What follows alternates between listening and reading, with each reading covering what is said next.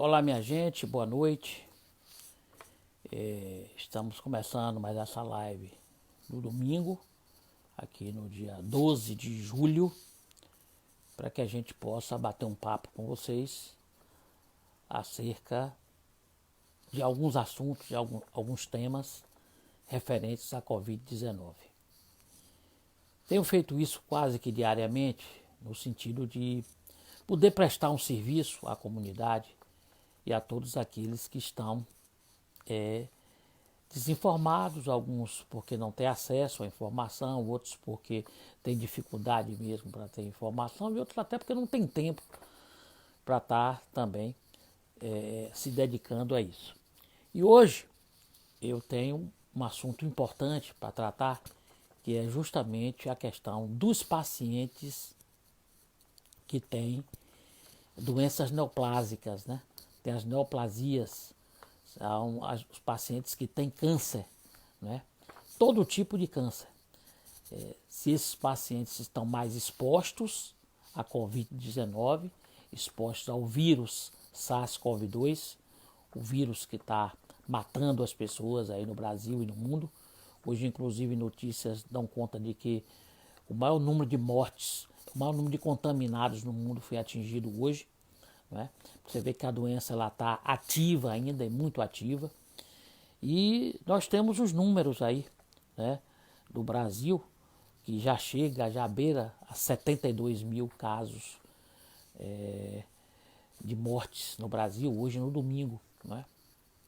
As estatísticas mostram que essa semana que entra aí, deverá já ter uma faixa de 80 mil mortos no Brasil pela doença.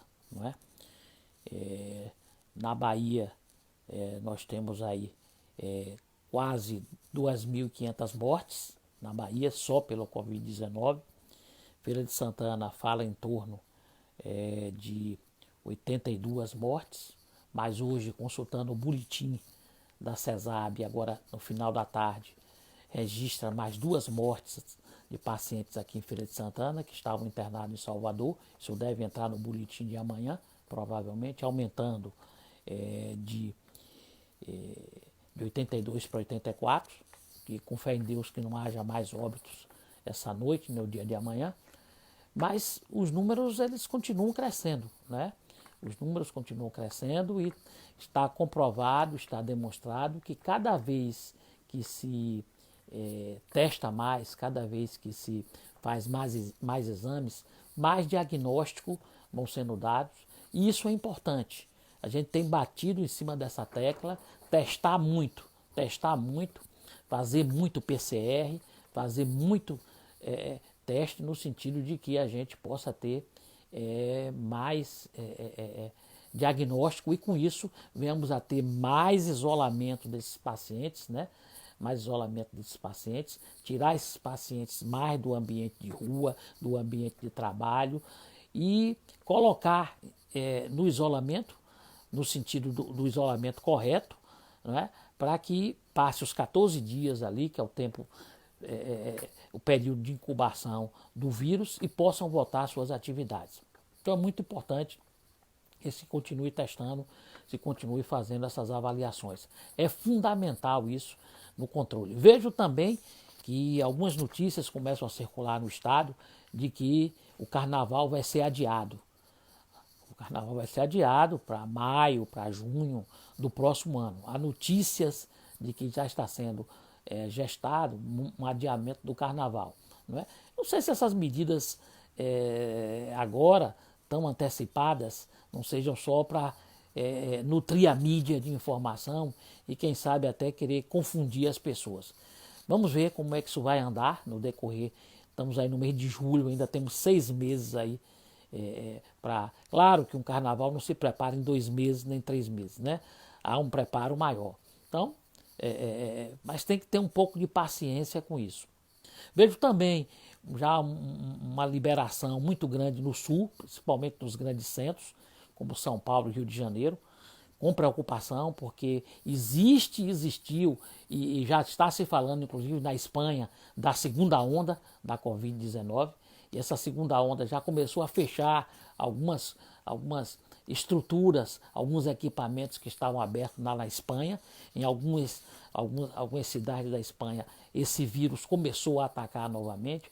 Então há um controle sanitário muito grande e é preciso que esse controle sanitário continue acontecendo, né? Mesmo com qualquer arrefecimento da doença em alguns estados que estão estancados, a gente possa manter esse controle. Aqui na Bahia é dado como um estado que está em estabilidade, né? A média de morte na Bahia é 50. Hoje acho que morreram 47, né? Então há uma média de 50 mortes diárias no estado, que é um número grande. No meu entendimento, é um número grande. E parece-me que também a ocupação de leitos na Bahia aumentou. Passa de 80% a ocupação de leitos. Isso é fruto daquela medida que o governo do estado tomou de começar a internar pacientes que potencialmente poderiam complicar. E é importante que faça esses internamentos, principalmente de pacientes que têm um risco, não é, de adquirirem e de poderem estar com a doença Covid-19 e precisar de um internamento mais especializado, como é os internamentos de UTI. Por isso, um dos temas que eu trouxe para o debate hoje com vocês é justamente esse tema de pacientes com câncer, pacientes com doenças neoplásicas e Covid-19. Esses pacientes são pacientes que precisam ser melhor observados por todos nós, por familiares, melhor observado por cuidadores, melhor observado pelos médicos, melhor observado pelos intensivistas, melhor observado pelas autoridades de saúde. Porque está demonstrado já que os pacientes com doenças neoplásicas, pacientes com câncer de medula, pacientes com câncer, com leucemias, pacientes transplantados, pacientes que têm qualquer doença nessa esfera, existe um potencial 2 vezes maior em relação ao paciente que não tem esse tipo de doença. Vejam vocês, existe um potencial, isso já foram feitos estudos, não sou eu que estou inventando, não sou eu que estou criando pânico, não sou eu que estou criando pavor nas pessoas, apenas esclarecimento. Esses pacientes portadores de câncer, portadores de doenças neoplásicas, portadores de doenças que estão em tratamento de quimioterapia, pacientes que estão em tratamento de radioterapia, pacientes que estão em tratamento com corticoide, não é? Pacientes que estão em esquema de hormonioterapia. Então são pacientes que têm um potencial maior de pegarem a Covid-19. Agora, tem algumas questões que são indagadas, são perguntadas e a gente precisa aqui debater e colocar para vocês. Paciente que já teve câncer e está tratado, não tem mais a doença. Paciente que teve um câncer de mama, por exemplo, fez uma mastectomia, tirou a mama e está tratada. Está apenas em segmento. São pacientes que estão em segmento. O que é paciente em segmento? Pacientes que são mantidos em observação e acompanhamento. Esses pacientes tratados têm maior risco de pegar a Covid-19, de pegar o SARS-CoV-2? Não. Esses pacientes tratados, curados, não têm diferença nenhuma em relação a outros pacientes.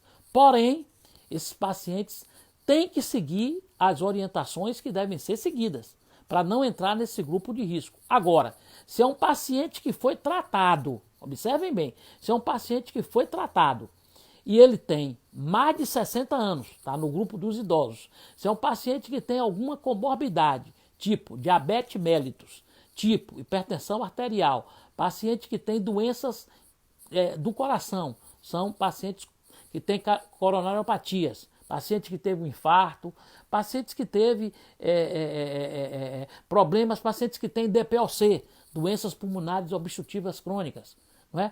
Pacientes que sofreram cirurgias e pacientes que têm doenças neoplásicas, sofreram cirurgias, são pacientes que têm a sua imunidade diminuída, eles deverão estar em observação máxima. Esses pacientes precisam de um acompanhamento melhor e de uma visão maior por parte daqueles que estão próximos dele. Então, eles aumentam o risco, mesmo curados, se eles estão nesse grupo aí, chamado grupo de risco. Portanto, tem que haver um cuidado maior, tem que haver uma observação maior desses pacientes. Então, repito, os pacientes que estão curados de câncer, eles não estão no grupo de risco maior, porém, se se apresentam nessa lista de pacientes que têm maior risco, eles entram sim no grupo de risco de adquirir a Covid-19. Uma outra situação que também é muito perguntada e é muito questionada é como se deve comportar um paciente que tem Covid ou que tem câncer, mas está em seguimento. Né? Ele está em seguimento, ele está, nesse momento, ele tem a doença e ele fica na dúvida se ele procura a unidade de tratamento, seja ela qual for a unidade, se ele deve ir à unidade de tratamento, se ele deve fazer a consulta, se ele deve prosseguir o tratamento, fica na dúvida. Não é? Então, é muito importante que você faça contato com o ambulatório ou o serviço que lhe atende, seja qual for o serviço. Faz contato com o ambulatório, faz contato com o serviço social e procura saber qual é a orientação para esses pacientes. Se eles devem ir ao serviço ou se ele não deve ir ao serviço. Se você deve marcar a sua consulta, agendar a sua consulta ou ir à sua consulta que está agendada ou não. Se você deve fazer os exames ou não. Eu acredito, e na minha opinião, eu acho que esses pacientes devem ir para as suas consultas agendadas. Tomando os critérios que devem ser tomados, eles devem ir à sua consulta agendada. E fazer os exames de seguimento. Os pacientes que são portadores de doença, desse tipo de doença, de câncer, de neoplasias, eles precisam fazer exame de seguimento. O que é o exame de seguimento? É o exame de acompanhamento, a dosagem de determinadas substâncias no corpo. É uma tomografia, é uma ressonância magnética, é uma avaliação laboratorial de sangue, exames de rotina que devem ser feitos no paciente de segmento. Esses exames devem ser feitos orientados, porque você ali está numa observação. Porque se a doença recrudesce, ou se a doença reaparece e você não toma a providência nesse período, porque está num período de pandemia, você pode ter uma complicação.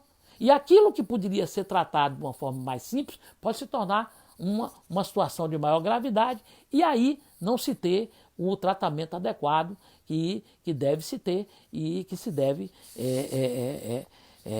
como quem diz, sequenciar. Não desmarque a consulta assim aleatoriamente. Procura uma orientação, procura ver o que é que está acontecendo para que você seja orientado pelo grupo que está lhe acompanhando, pelo ambulatório, pelo próprio médico. Liga para o médico ou liga para as pessoas que estão lhe acompanhando, o serviço social, que é muito, muito bom, o serviço social que acompanha esses pacientes com neoplasia, né?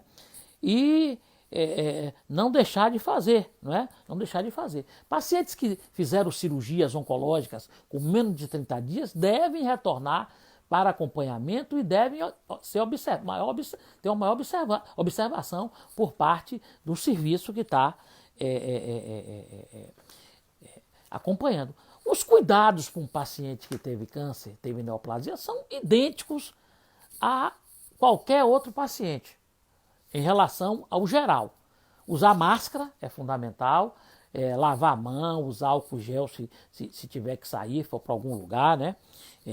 Não deve usar, não deve deixar. Ter os cuidados de limpeza, de asepsia em casa, procurar não ficar em locais de aglomeração, em hipótese alguma, não conviver com ninguém que esteja tossindo ali ou que esteja com alguma situação que possa suspeitar que seja Covid, que seja uma gripe, né? Evitar receber pessoas em casa que estejam com alguma situação que suspeite de uma gripe ou suspeite da Covid. Tudo isso tem que ser visto. Fazer uma limpeza muito mais acurada em casa, usar sim os produtos de higiene, né? Limpar bem os equipamentos que possam ter em casa, telefone, rádio, televisão, todos esses cuidados que são referentes para um paciente comum que não tem nenhuma outra doença, deve ser mais ainda observado nesses pacientes imunossuprimidos. São pacientes imunossuprimidos, são pacientes que estão se submetendo, como já disse, a processo de quimioterapia, de radioterapia, processo de reposição hormonal, de corticoide. Então, são pacientes que estão com suas defesas mais combalidas, não é? Então, são pacientes que têm que ter uma melhor observação. É recomendado ter o cuidado. Se for a uma clínica, fazer uma clínica especializada em quimioterapia, uma clínica que trata de pacientes de câncer. O que é que deve ser feito? O que é que deve ser feito lá na clínica?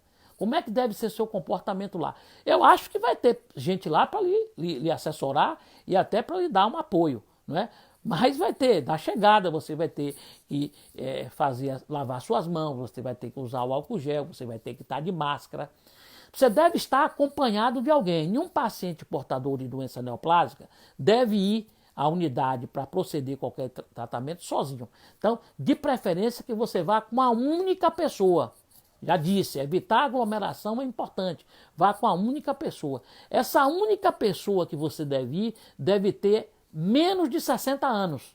Porque os de 60 anos têm um potencial maior de adquirir a doença. Então, com a única pessoa que tenha menos de 60 anos.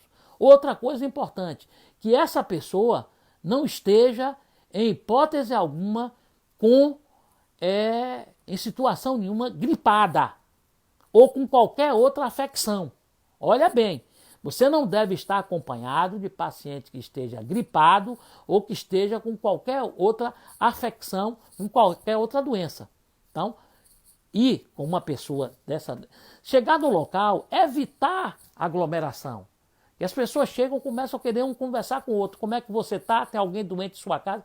Evitar aglomeração, manter o distanciamento social de 2 metros, 1,5 metro de uma pessoa para outra. Quer dizer, sentar numa cadeira que tem um distanciamento.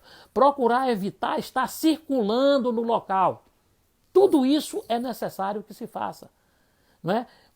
Estar sempre fazendo asepsia das mãos, usando o álcool gel. Tudo isso é fundamental que se faça ali naquele local para evitar a disseminação da doença. Ficar o tempo só necessário nessas clínicas. Não exceder o tempo lá, não ficar mais do que você fica normalmente ou nesse momento de pandemia, evitar. Chegou, fez o tratamento, vai embora. Entrou no carro, entrou no Uber, entrou no táxi, ou quem foi buscar, e ir embora logo. Evitar ficar nesses locais mais tempo. Então, não circular muito, não conversar com as pessoas, não ficar de junto, evitar aglomeração, usar sempre todos os equipamentos que possam estar ali à sua disposição para fazer a limpeza, não é? E não demorar muito. Fez o tratamento, foi embora, não é? Ficar também, fazer o distanciamento do profissional que está ali atendendo. Não só do paciente que está lá para fazer o tratamento, mas do profissional que está ali atendendo também. É fundamental que se faça essas observações, não é? Uma coisa importante nesse processo todo, e que a gente precisa falar, e eu já tenho repetido e dito, existe uma situação com esses pacientes portadores de doenças neoplásicas que é muito importante, é fundamental que se tenha esse sentimento. Se você tem em casa alguém que tem uma doença dessa natureza, tem um câncer, tem uma doença neoplásica, você tem que redobrar os cuidados. Não é? Você tem que redobrar os cuidados. Já avisei, já falei, estou colocando, redobrar os cuidados. Quais são esses cuidados que você tem que ter na sua casa?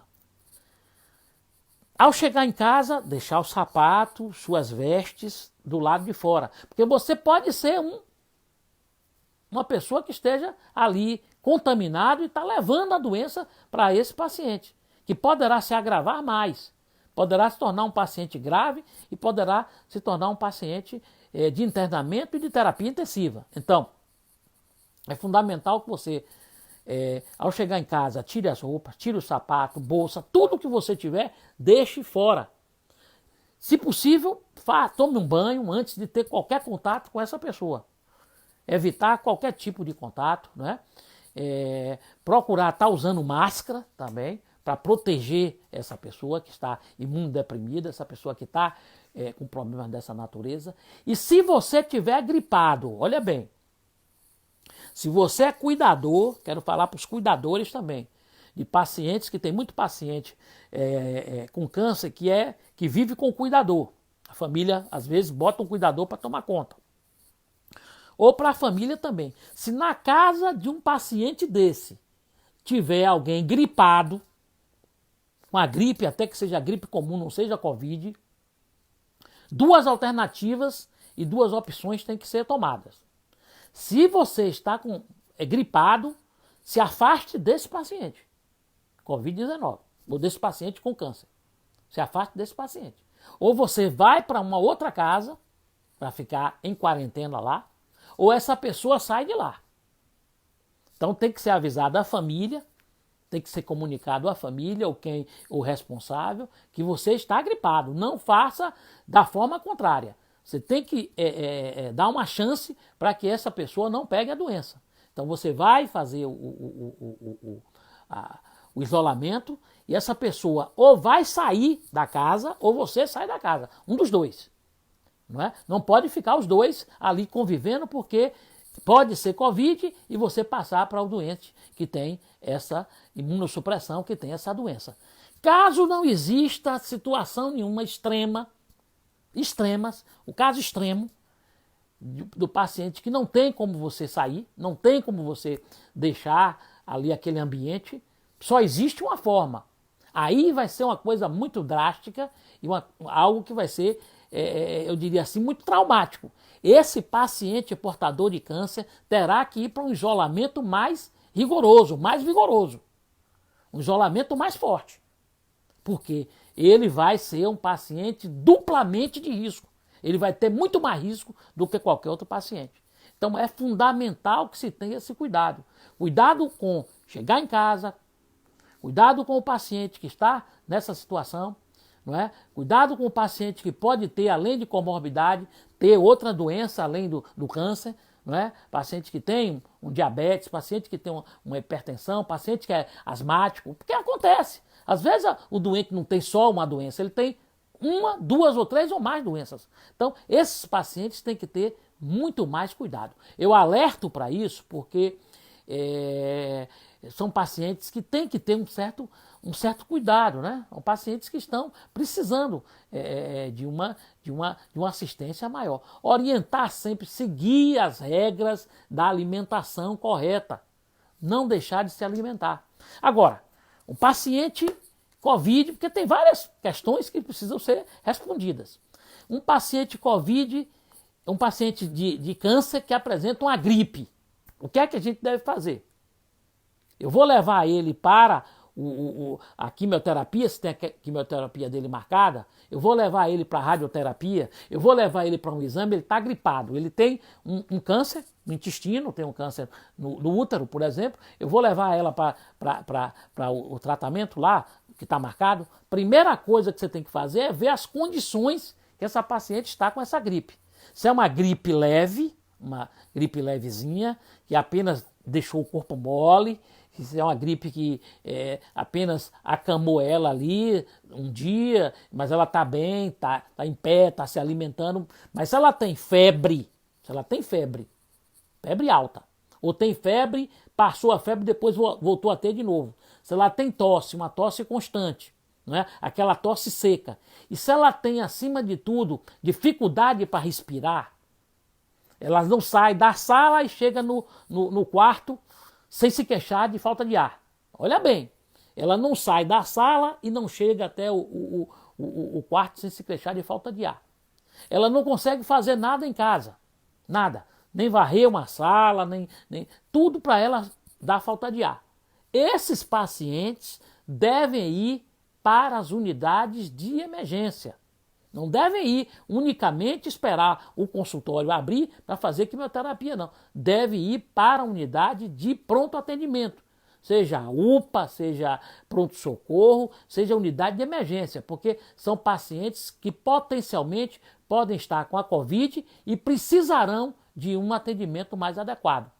Agora, se é um paciente que tem uma gripe leve, se é um paciente que está apresentando alguns sinais, alguns sintomas de Covid, mas ela está estabilizada, ela está bem, comunica ao serviço de oncologia.